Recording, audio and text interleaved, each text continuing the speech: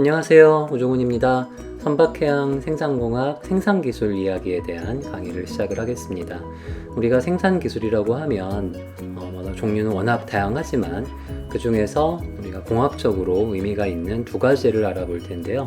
첫 번째는 용접 변형에 대한 이해를 위해서 쓰리바 프라블럼에 대한 내용을 먼저 알아보고, 다음으로는 공차, 특히 선박 같은 경우에 그 블럭 단위의 제품들을 여러 개를 합쳐서 하나의 완성된 선박을 만들다 보니 그 공차 관리가 굉장히 중요합니다. 그래서 그러한 공차 관리가 어떻게 이루어지는지에 대한 간략한 내용을 알아보도록 하겠습니다.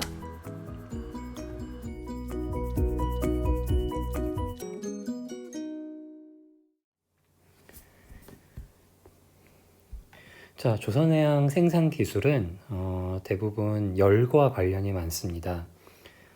보면 일단 소재인 후판, 우리가 강판이라고 불렀죠. 강판, 플레이트. 이것을 절단하는 데에도 우리가 가스나 플라즈마 절단을 이용을 하고, 그리고 가공, 용접할 때에도 용접. 가공 같은 경우는 물론 콜드 밴딩도 있기는 하지만, 예를 들어서 선상가열, 곡과 곡을 만들기 위한 선상가열. 그 다음에 용접도 열이 들어가죠. 그렇기 때문에 이 절단하고 가공하고 용접하는 이 세 가지가 조선 생산에 있어서 대표적인 생산 기술이 되겠습니다. 전부 다 보면 후판에 열을 가하게 되는데, 절단의 경우에는 질량이 감소가 됩니다. 왜냐하면 볼까요?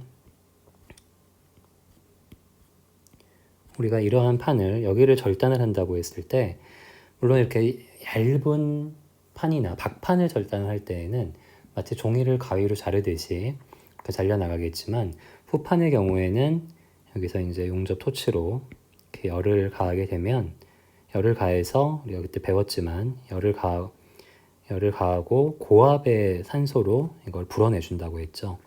절단을 하게 되면 이만큼이 사라지게 됩니다. 사라진다기보다는 이제 녹아가지고 바닥에 이제 그게 쌓이겠죠. 이렇게 잔재들이. 절단은 질량이 감소가 됩니다. 그래서 가열 부위가 높고 고온 고압의 가스로 이제 제거시키는 방법이 절단이고요. 가공, 우리가 선상가열로 대표되는 가공은 질량이 변하지 않습니다. 그냥 열이 가해지고 그 열을 가해진 열에 의해서 영구 변형이 생기는 게 되고, 용접은 반대로 질량이 증가합니다. 예를 들어서 우리가 이런 판과 이런 판을 조합한다고 하면 여기에 용접을 이용을 해서 재료가 더해지는 거죠. 그래서 용접을 할 경우에는 질량이 증가가 됩니다. 자, 절단과 용접은 열을 가하는 위치가 정해져 있지만, 가공은 가열 위치 정보가 없기 때문에 이제 보통 어려운 공정이라고 얘기를 하죠. 그 다음에 이러한 열이 가해지는 모든 공정은 공통적으로 열탄소성 문제로 귀결이 됩니다. 영어로는 서모,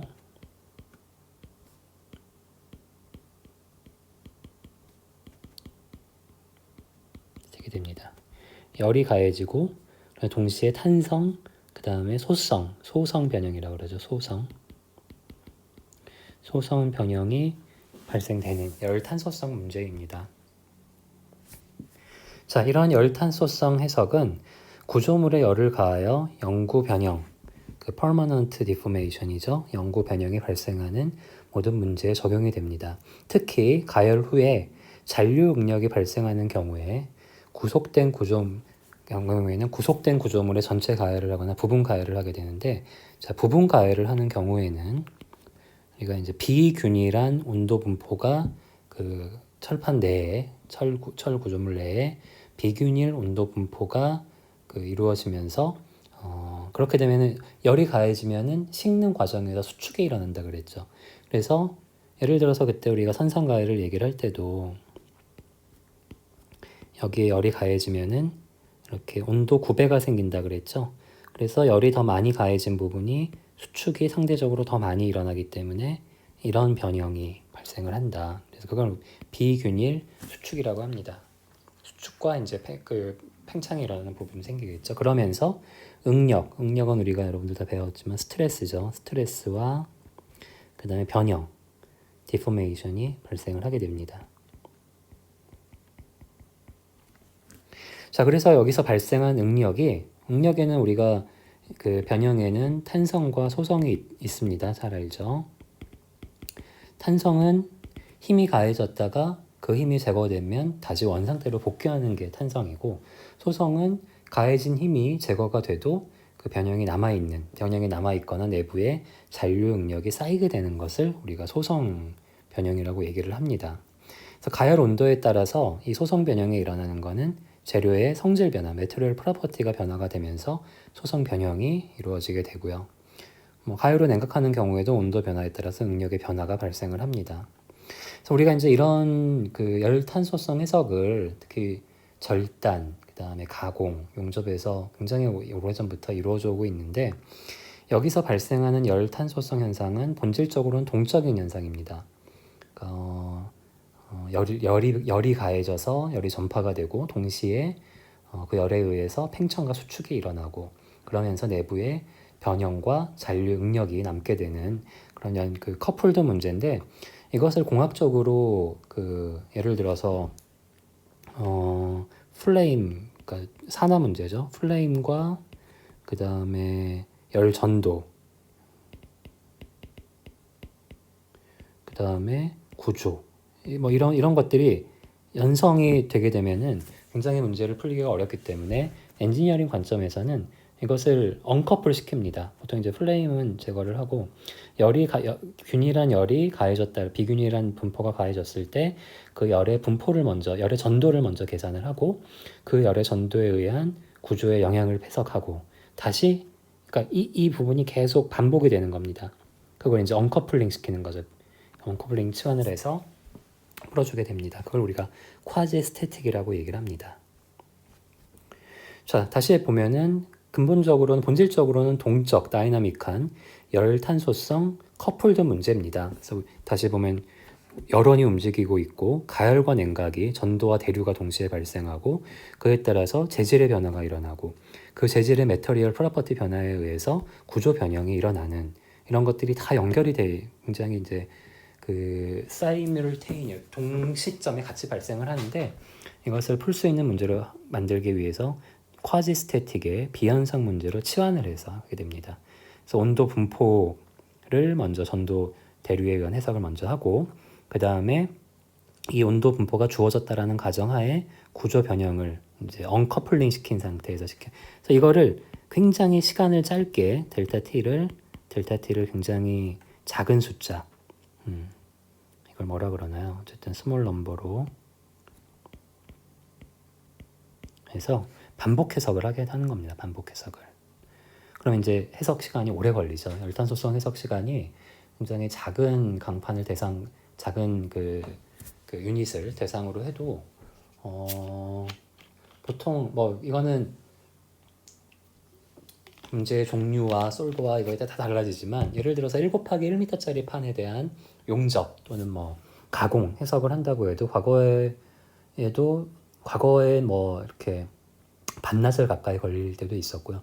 물론 지금이야 이제 컴퓨팅 파워가 많이 좋아졌기 때문에 뭐 10년, 15년 전보다야 빨라졌겠지만, 그래도 여전히 이 반복에 의해서 반복도 되고, 그 다음에 그 FEM, 그 Finite Element Method로 그 치환시킨 문제 자체가 워낙 큰 헤비한 행렬이기 때문에 시간이 오래 걸리는 문제입니다.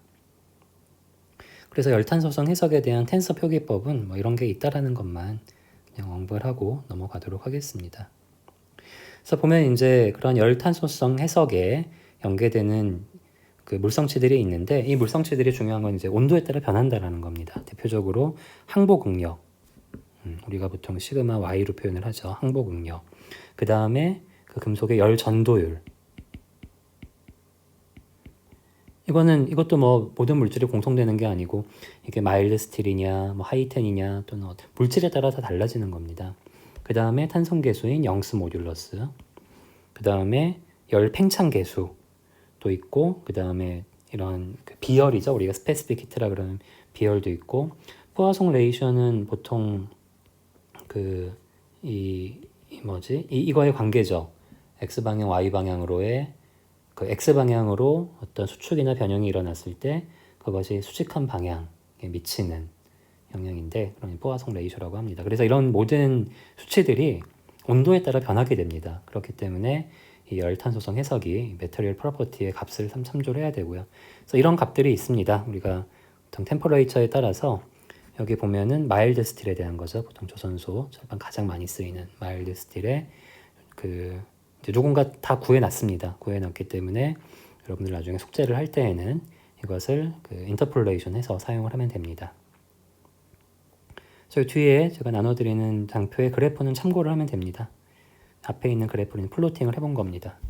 자, 그래서 이번 시간에 가장 중요한 3바 모델이라는 걸 볼 겁니다. 이걸 하는 이유는 우리가 어떤 부분적으로 가열이나 용접을 할 때 이 잔류용력의 이해를 돕기 위한 아주 대표적인 모델입니다. 잔류용력은 레지듀얼 스트레스라고 하죠.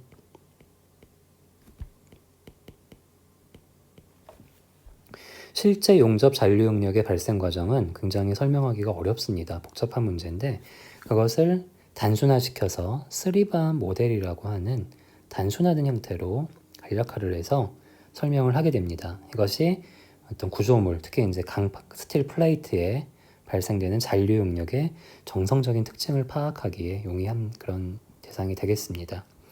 3바 모델은 이렇게 되어 있습니다.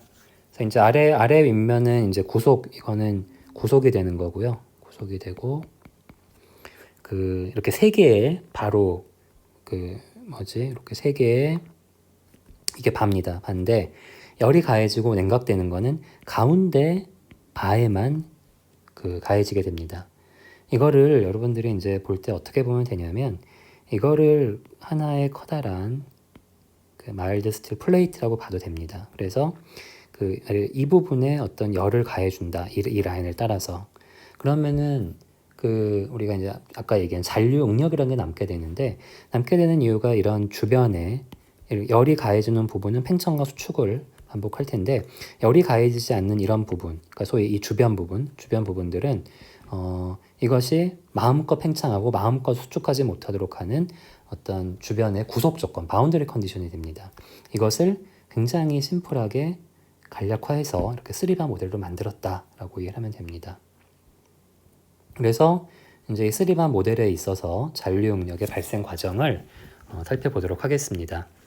자, 처음에 이제 초기 온도에서 시작을 하는데 초록색으로 표현된 부분이 이제 가운데 바에 열이 가해지는 거고 이제 오른쪽에 약간 주황색으로 표현된 부분이 이제 냉각이 되는 부분이 되겠습니다. 그래서 우리가 이것을 온도 변화와 템퍼레이처와 응력, 내부의 응력의 변화를 볼 텐데 결론부터 얘기를 하면은 열이 가해지는 동안에는 이렇게 수축되는 힘을 받습니다. 가운데 빔이. 팽창이 아닌 게 좀 이상하죠. 그런데 그 이유는 여기 이제 이런 구속 조건이 있기 때문입니다. 이렇게 수축이 되다가 이제 항복 응력, 이게 이제 일드 스트레스에 달하면은 온도 변화에 따른 일드 스트레스의 축을 따라갑니다. 그래서 여기까지 이제 갔다가 냉각이 시작이 되면은 다시 이것과 똑같은 기울기를 가지는 탄성을 쫓아와서 여기까지 오다가 이제 여긴 텐사일은 팽창이죠. 팽창하는 일드 스트레스에 달하게 되면 다시 여기부터는 일드 스트레스 온도에 따른 일드 스트레스 변화를 따라서 이렇게 움직이게 됩니다. 그러면 자 어떻게 됐냐면 시작할 때는 이 반에 응력이 프리한 상태였어요. 없는 상태였는데 이 한 이런 사이클 가열과 냉각의 사이클 돌고 오니까 이만큼의 잔류 응력이 남는 겁니다. 그래서 겉으로 봤을 때는 3바 모델을 정말 실험을 한다라고 하면 겉으로 봤을 때는 거의 변화가 없어요. 약간의 수축은 팽창이나 수축은 있을 수 있는데 결국 그렇게 해서 열이 가해지고 식을 때 발생하는 에너지가 이 가운데 봉의 레지듀얼 스트레스라고 하는 잔류 응력으로 남게 되는 겁니다. 이제 그 과정을 한번 수식적으로 풀어보도록 할게요. 자, 지금 여기 있는 거는 델타 T는 온도 변화량이고 AX, AY는 이게 X고요. 이게 Y입니다. 각각의 면적이 나중에 같다라고 가정을 할 겁니다. 그 다음에 요거는 봉 X의 가운데 봉의 탄성 계수고 이 Y는 봉 Y의 탄성 계수입니다. 영수 모듈러스죠. 그 다음에 요거는 봉 X의 항복 응력, 일드 스트레스를 표현을 하는 거고요. 열 팽창 계수는 그 알파로 표현을 하겠습니다. 당연히 온도에 따른 함수입니다. 그 외에 이제 x와 y의 변형률과 스트레인과 그 다음에 응력, 스트레스를 이런 식으로 표현하겠습니다. 스트레인과 스트레스는 따로 설명하지 않아도 여러분들 구조역학에서 잘 배워서 이해하고 있으리라 생각을 합니다. 자, 먼저 가열의 과정입니다. 가열. 이 중앙부만 가열을 하는 겁니다. 가열을 하고 이 주변부에는 영향을 주지 않습니다. 자, 그러면 실제로는 아래 위의 판이, 그러니까 즉 y가 구속을 하지 않는다라고 하면은 이건 당연히 온도 변화만큼, 그 다음에 이 길이에 비례해서 별 팽창 계수만큼 이 서멀 열에 의한 델타만큼 팽창을 할 겁니다. 그렇죠? 익스텐션을 할 텐데 이것이 y에 의해서 구속되어 있기 때문에 실제로 x는 수축되는 힘을 받습니다. 아까 컴프레션의 힘을 받는 겁니다. 컴프레션. 그리고 y도 약간의 이제 반대로 팽창의 힘을 받겠죠. 그래서 요렇게 만들어진 메커니즘에 대해서 이제 수학적으로 한번 보겠습니다. 자, 먼저 평형 방정식은 그 x 바에 이루어지는 힘의 평형이죠. 그래서 응력과 면적을 곱해주면은 x와 y는 두 개니까 2가 곱해지고 그 두 개 이퀄리브리엄 이퀘이션이 되고 구성 방정식은 시그마 x는 영스 모듈러스의 이제 그 탄성 계수만큼 변형을 하게 되는데 여기서 탄성 계수는 자, 요걸 보겠습니다. 우리가 그 전체 스트레인은 탄성 스트레인과 그 다음에 서멀 스트레인 두 가지로 이루어집니다. 그래서 여기서는 그 이 일레스틱 영역에 대한 부분을 지금 우리가 여기를 보는 겁니다. 여기에서 여기로 가는 걸 유도하기 위해서 보는 겁니다. 그래서 이 전체 스트레인에서 서멀 스트레인을 제거해 준 게 되겠습니다. 그리고 서멀 스트레인은 여기 보이는 알파의 델타 t만큼이 되겠습니다. 우리 아빠 앞에서 알파, 델타 t, L0가 델타였잖아요. 델타를 전체 길이로 나눠주니까 이게 스트레인이죠. 이렇게 되는 겁니다. 자, 그 다음에 y도 마찬가지. y는 따로 뭐 열을 받지 않기 때문에 y 영스 모듈러스에 y의 스트레인만 곱해주면 되겠습니다. 근데 우리가 이제 평형은 아니고 컴피터빌리티 관계에 의해서 상호 관계에 의해서 델타 x와 델타 y가 당연히 같아야겠죠. 다시 앞에서 보면은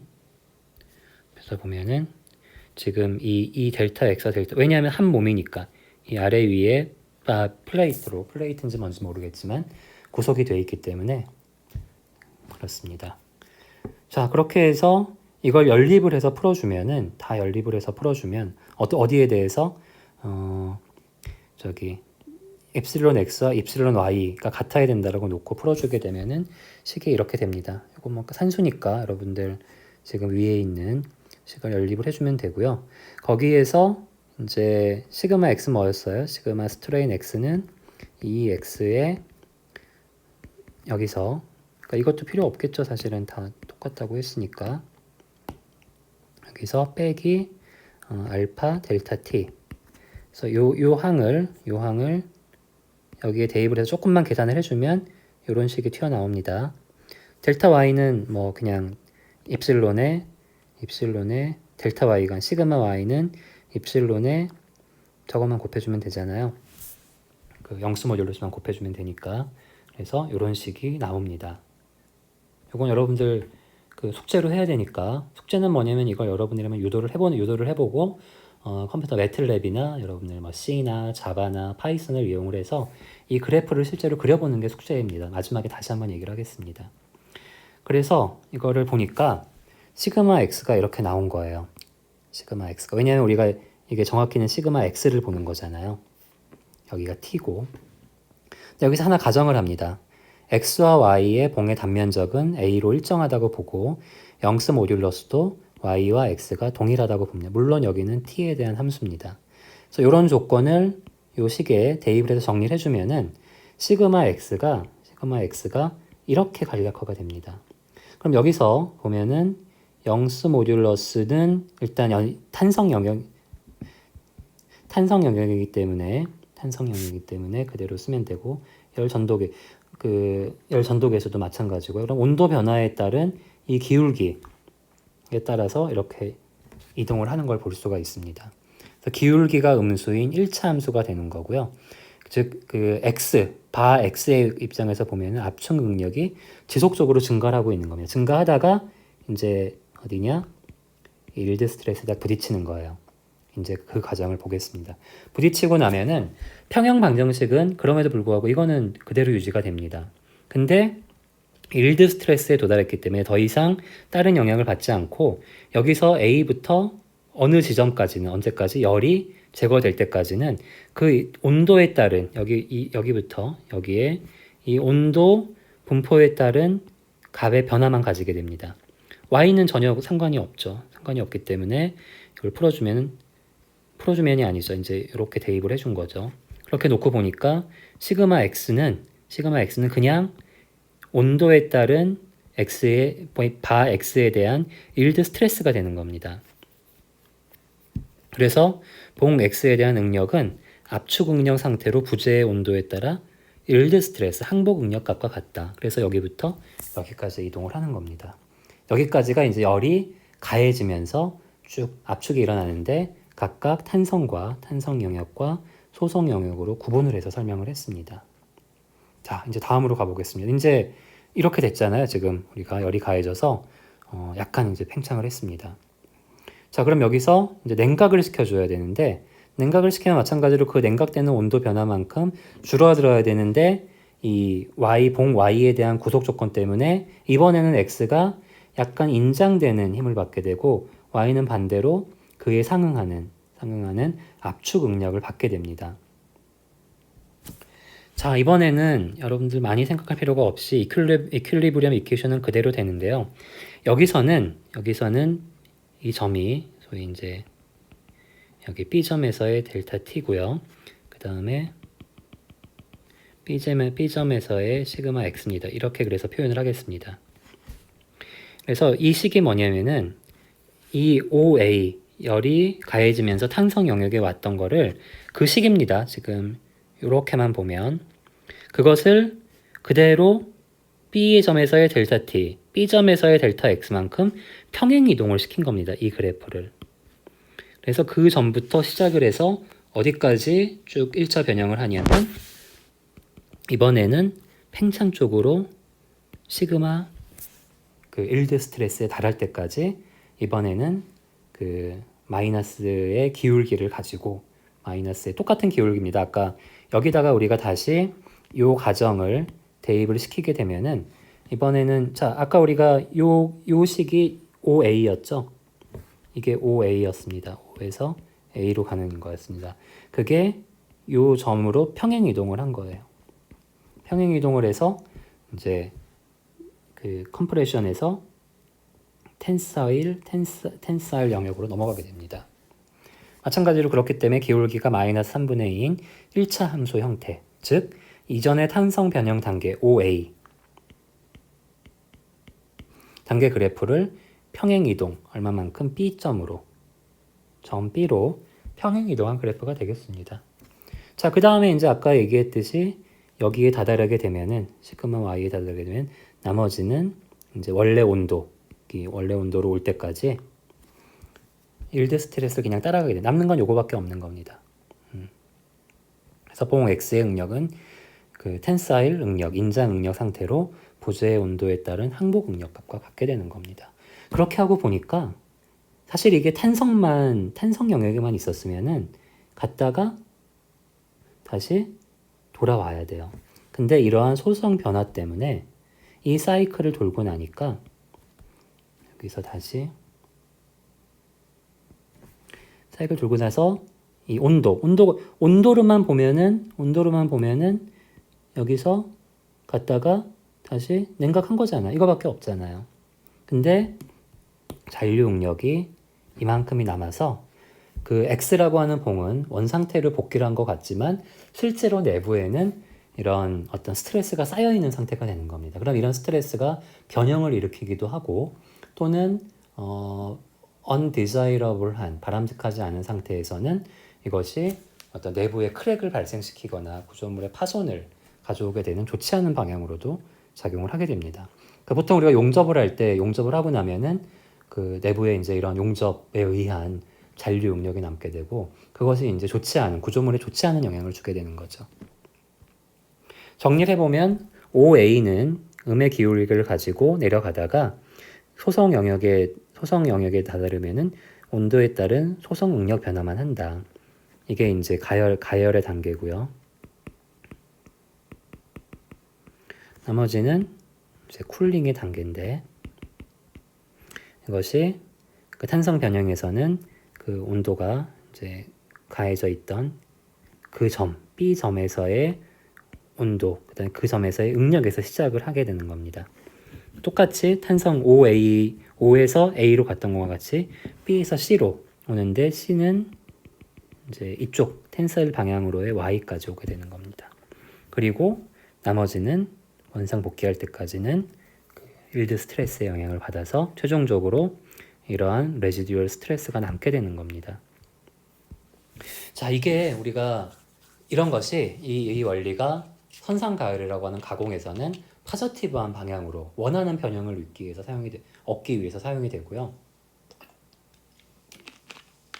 그렇지 않은 경우, 용접 같은 경우는 이게 좋지 않은 원하지 않는 변형을 가져오게 되는 그런 원인이 되는 겁니다. 자, 다음 생산 품질과 공차 해석, 제가 정도 관리라고도 얘기했었죠.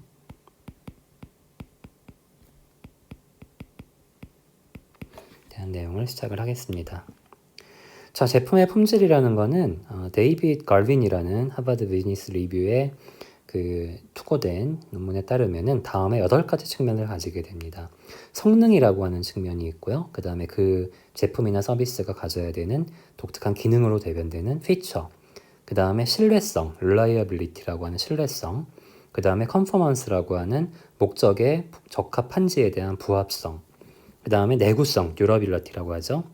그 다음에 얼마나 서비스가 용이하냐, 수리가 용이하냐라고 하는 서비스빌리티, 그 다음에 에스세틱은 이제 신비적인, 보기에 좋아 보이냐 하는 거, 그 다음에 감성적 품질에 해당하는 perceived quality라고 하는 이런 8가지 측면으로 볼 수가 있습니다. 자, 조선해양에서 공차 또는 정도는 설계 도면과 정확히 일치하냐에 대한 문제인데 실제로 이것이 일치하는 경우가 있냐 보면은 사실은 불가능합니다. 불가능하다라고 하는 게 기술적으로 뭔가 문제가 있어서 불가능한 게 아니고 그 조선에서 허용하는 이 공차나 정도라는 정도가 어떻게 보면 이제 비율로 보면 굉장히 작은 건데 절대 수치로 보면은 정확히 일치하기가 굉장히 어렵습니다. 제가 표현이 조금 잘못된 것 같은데 이게 조선이라서만이 아니라 여러분들 사용하는 핸드폰 같은 경우, 스마트폰 같은 경우에 굉장히 정밀하게 조립이 된 제품이지만 그것을 예를 들어서 마이크로미터 단위로 이렇게 확대를 해서 보면은 다 제품마다 조금씩의 그 편차들이 발생을 합니다. 그래서 이게 이제 그 어떤 그 스케일의 문제일 뿐이지 세상의 어떤 제품도 설계 도면과 정확히 일치하는 제품은 없습니다. 다만 그것을 얼마나 정밀하게 관리하냐의 문제가 되는 겁니다. 그래서 이런 제품 편차의 발생 요인으로는 설계가 잘못됐을 수 있겠죠. 설계 오류가 있을 수 있고 또는 소재의 성질이나 또는 기하 특성에 의한 편차가 될 수도 있습니다. 또는 부품의 가공 과정에서 또는 조립 공정에서의 편차가 나올 수도 있고요. 그 다음에 절단 가공 조립에서 같은 얘기입니다. 또는 검사 행위 자체에 편차가 생길 수도 있습니다. 자, 그래서 고품질 선박해양 제품을 위해 이러한 공차공학, 우리가 조선소에서는 공차공학이라는 용어보다 정도관리란 말을 더 많이 씁니다.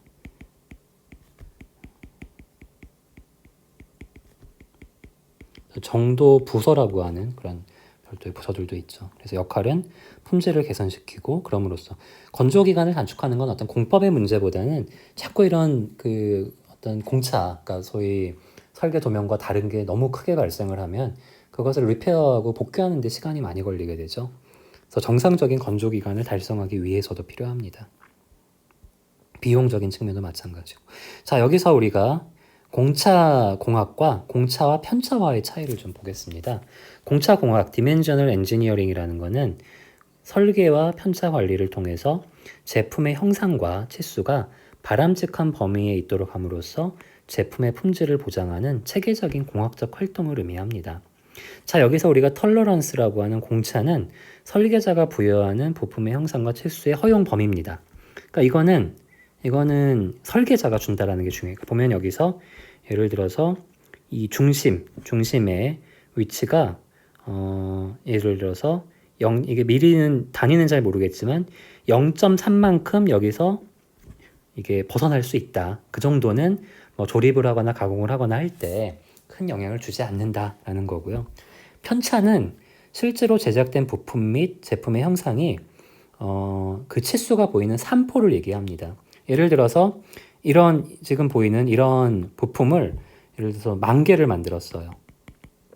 10,000개를 만들어서 이 중심에서 벗어나는 정도를 다 측정해 봤더니 그것이 어떤 평균 값을 두고 지금 보이는 이런 까만색 그래프와 같은 형상을 보이는 겁니다.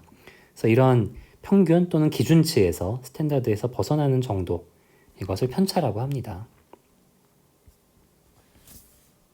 자, 우리가 실제로 이런 공차 관리, 그 다음에 정도 관리를 하기 위해서 특히 조립 공정에서 이런 몬테카를로 시뮬레이션으로 대변이 되는 실험을 많이 하게 되는데, 이게 이제 대량 생산에서는 각 부품을 대량으로 생산한 다음에 이 부품의 더미는 파일입니다. 수많은 부품 중에 임의로 하나씩을 뽑아서 뽑힌 부품들을 조립해보고 이것을 여러 번 반복을 해보고, 왜냐면 그럼 여기서 이 대량이라고 하는 부품들 사이에 조금씩 차이가 있을 거 아니에요.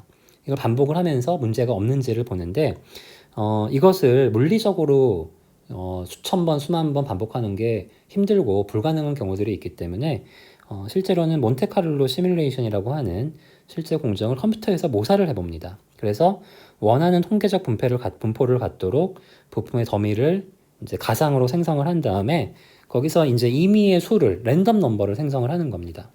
그래서 거기서 뽑힌 가상의 부품들을 조립을 해보면서 그 조립의 어떤 편차들을 이제 수만 번 이제 뽑아보는 겁니다. 몬테카를로는 그래서 우리가 이제 이렇게 여러 번 해보고 그것을 이제 통계적으로 분석을 해서 하는 것들의 모든 그런 방법들을 몬테카를로 시뮬레이션이라고 얘기를 합니다. 한번 이걸 볼게요. 우리가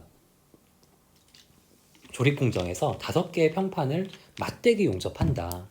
자, 그러면 이게 우리가 그림으로 볼 때는 딱딱 직각으로 있는 것 같아 보이지만 사실은 얘가 이제 이 크기에 대한 철판별로 크기에 대한 공차도 있을 수 있고요.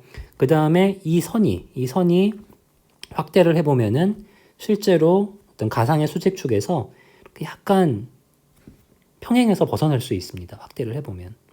평면도는 여기를 확대를 해보니까 이게 실제로는 이렇게 딱 버티컬 해야 되는데 이게 좀 우글쭈글한 걸 확대를 많이 해보니까 이걸 평면도라고 합니다. 그래서 이번 교재에서는, 이번 강의에서는 크기와 평행도와 평면도라고 하는 과정으로 한번 보겠습니다. 그래서 이것을 이제 임의로 여러 개의 샘플을 가상으로 생성을 하는 겁니다. 그래서 그것을 10,000개, 여기서 10,000개라고 했죠. 많은 만큼 실험을 하는데 어떤 식으로 하느냐? 이런 식으로 합니다. 자, 먼저 크기입니다. 크기에 대한 공차를 보는데 이 5개의 판에 대해서 저마다 지금 여기 보면은 플러스 마이너스 2mm잖아요. 그래서 지금 측정은 A.B.C.번 이 3개의 포인트에서 측정을 합니다. 그리고 지금 여기 보이는 이 1m 기준으로 좌우로 2mm씩을 움직이는데 이것을 이 철판마다 10,000번의 각 1회마다 이것을 이 사이에서 이걸 랜덤 넘버로 뽑는 겁니다. 랜덤하게 플러스 마이너스 2에서 그것을 다 이 철판에 할당을 하는 거예요.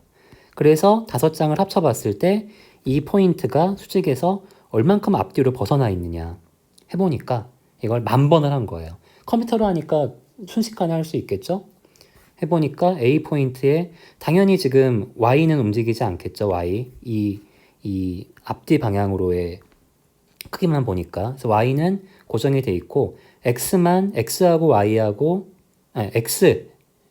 X만 보면은 이런 식으로 조금씩의 이 편차가 발생을 하는 겁니다. 10,000번을 해보니까 당연히 이 점마다 발생되는 것들이 이 방향으로 누적이 돼서 A, B, C 포인트에 영향을 미치는 거겠죠. 자, 이번에는 똑같은 방법으로 평행도입니다. 평행도. 평행도는 여기서 보면은 이제 1mm만큼의 폭을 가지고 여기서 평행도를 가질 수 있다. 이건 이제 공차를 준 거죠. 허용 공차를 주니까 이제 이것을 마찬가지로 이 사이에서 랜덤하게 10,000개를 뽑는 겁니다.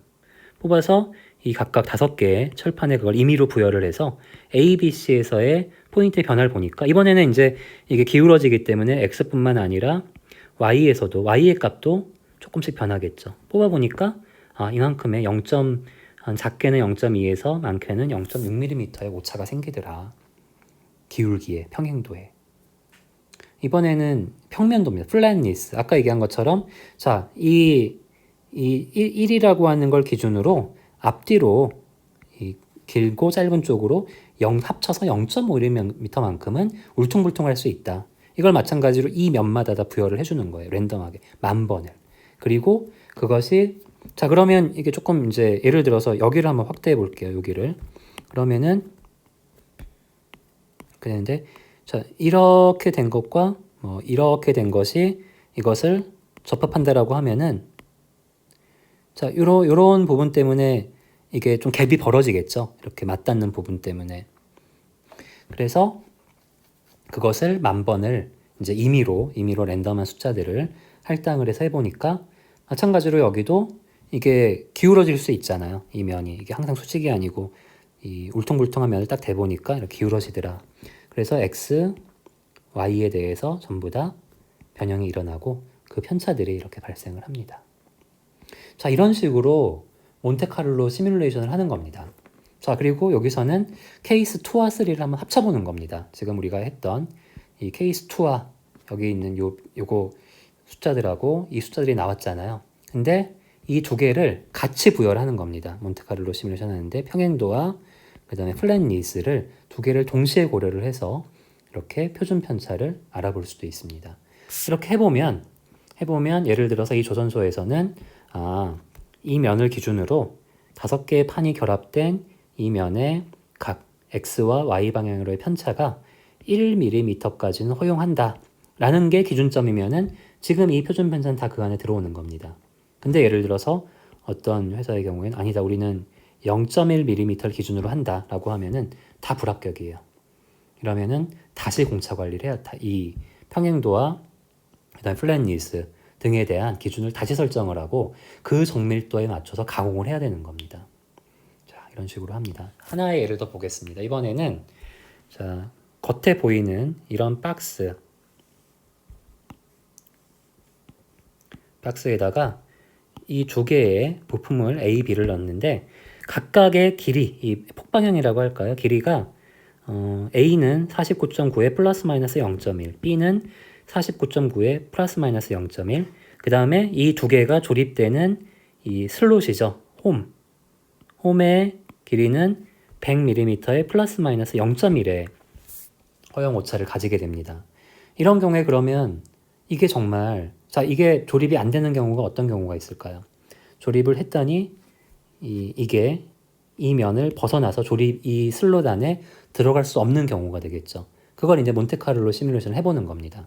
그러면 지금 요 세 개의 숫자를 랜덤하게 발생을 시키면서 C에서 A 더하기 B를 빼보는 거죠. 이거를 수만 번 했을 때, 여러 번 했을 때 또 계속 0보다 크면은 조립이 가능합니다. 근데 그 중에 0보다 작은 게 나온다라고 하면은 이거는 조립이 안 되는 경우가 발생을 하는 거죠. 그거를 이제 A 박스에 대해서 이런 그 0. 뭐라 그랬죠? 아까 플러스 마이너스 0.1이니까 그 레인지 내에서 이렇게 분포를 주는 겁니다. 분포를 줘서 이 덤이라고 하는 건 샘플들입니다. 샘플들을 마찬가지로 B에 대해서도 플러스 마이너스 0.1 내에서 도수 분포를 만들어 가지고 샘플들을 만듭니다. 당연히 C의 홈의 크기에 대해서도 100을 기준으로 이러한 어떤 정규 분포 비슷한 형태겠죠. 만들어서 샘플들을 만듭니다. 그러면 어떻게 돼요? A, B, C에 대한 여러 샘플들이 만들어졌습니다. 그럼 그거를 A, B, C를 순서대로 할당하는 게 아니고 임의로 선정을 하는 겁니다. 뽑는 겁니다. A에서 하나, B에서 하나, C에서 하나. 그래서 C에서 A와 B를 뺀 걸 계산을 하는 겁니다. 자, 다행히 지금 이런 실험의 경우에는 전부 다 여기 있는 숫자들을 보면은 0보다 크게 나왔어요. 그러면 지금 이 허용 오차는 몬테카를로 심의를 해보니까 조립이 안 되는 경우는 없겠다. 다만 너무 이제 숫자가 커지면 안 되죠. 지금 여긴 대략 0.1에서 0.2를 가지게 되기 때문에 조립하는데 큰 문제가 없겠다라는 결론을 내릴 수도 있는 겁니다. 여기서 단순히 500회밖에 안 했지만 이미 더미, 수십 개의 더미를 만들고 또 거기서 랜덤하게 선정을 하기 때문에 충분한 임의성은 랜덤리스는 확보를 했다라고 볼 수가 있습니다.